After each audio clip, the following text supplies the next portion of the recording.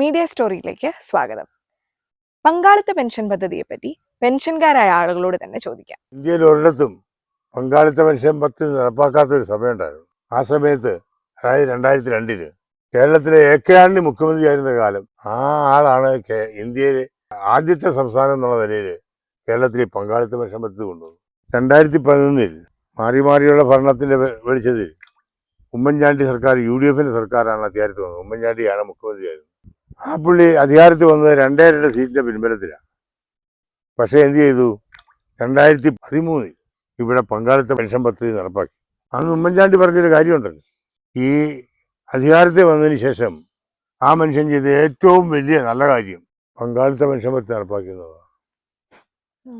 ഈ സർക്കാരിൻ്റെ ഈ നയത്തിനെതിരെ, പങ്കാളിത്ത പെൻഷൻ പദ്ധതി നടപ്പാക്കിയതിനെതിരെ കേരളത്തിലെ ജീവനക്കാരും അധ്യാപകരും പണിമുടക്കി.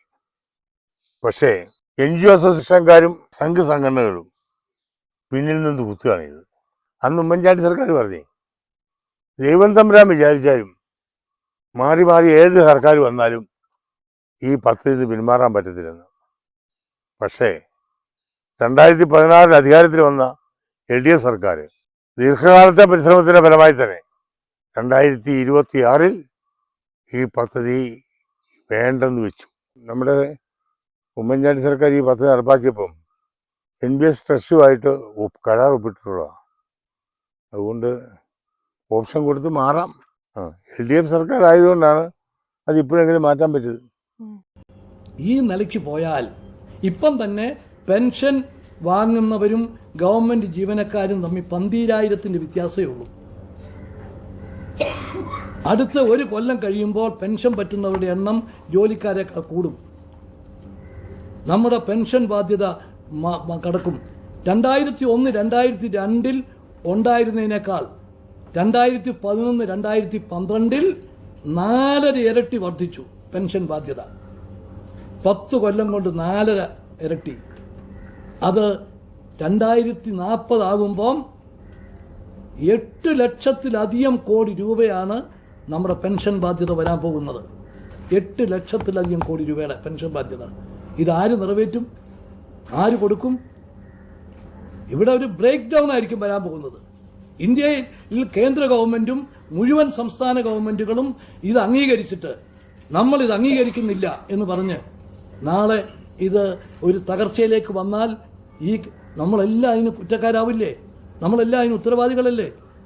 അതുകൊണ്ട് അങ്ങനെ ഒരു സാഹചര്യം ഉണ്ടാകാതിരിക്കാൻ വേണ്ടിയാണ്, അതായത് ഇന്നത്തെ തലമുറ സ്വീകരിക്കുന്ന സേവനത്തിന്റെ അതിന്റെ പ്രതിഫലം അടുത്ത തലമുറയുടെ മേൽ വെച്ച് കെട്ടുന്നത് ശരിയല്ല. ഇതുവരെ അതാ ചെയ്തിരിക്കുന്നത്. പക്ഷെ അത് താങ്ങാൻ പറ്റുന്ന ഒന്നായിരുന്നു ആ ബാധ്യത.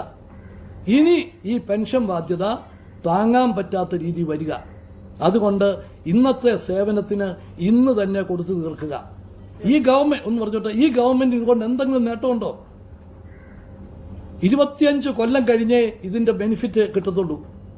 അതുവരെ 10% വീതം കൊടുത്തോണ്ടിരിക്കണം. ആ അധിക ബാധ്യത ഏറ്റെടുക്കുന്നത് ഭാവിയെക്കുറിച്ച് ഓർത്ത്.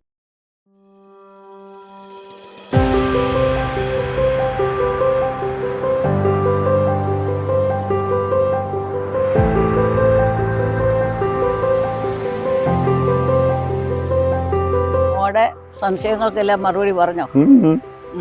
അവിടെ സംശയം എല്ലാം തീർന്നിട്ടുണ്ട്. മറ്റൊരു സ്റ്റോറിയുമായി വീണ്ടും കാണാം. നന്ദി.